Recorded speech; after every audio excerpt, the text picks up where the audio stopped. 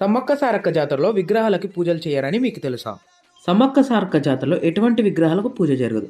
మనం అక్కడ పూజించేది, మన మొక్కులు సమర్పించేది గద్దెల మీదున్న కుంకుమ భరణకు మాత్రమే. కాకతీయులతో జరిగిన యుద్ధంలో తీవ్రంగా గాయపడిన సమ్మక్క తన రక్తం నేల పడితే ఆ నేలకు మంచిది కాదని రక్తం నేల పడకుండా చిలకల గుట్ట వైపు వెళ్ళిపోయింది.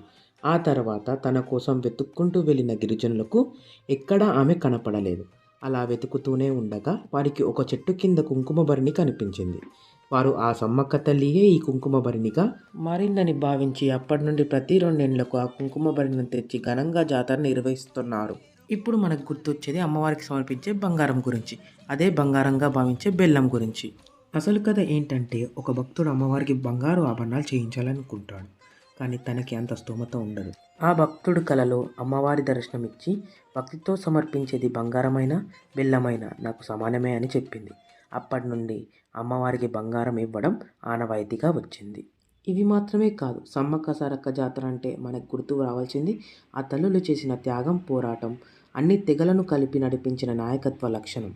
ఇలాంటి ఎన్నో గాథలు, బాధలు, విజయాలు కలిసినదే మన తెలంగాణ. ఇలాంటి గాథలను మరవకుండా వారిచ్చిన స్ఫూర్తితో ముందుకు సాగుదాం.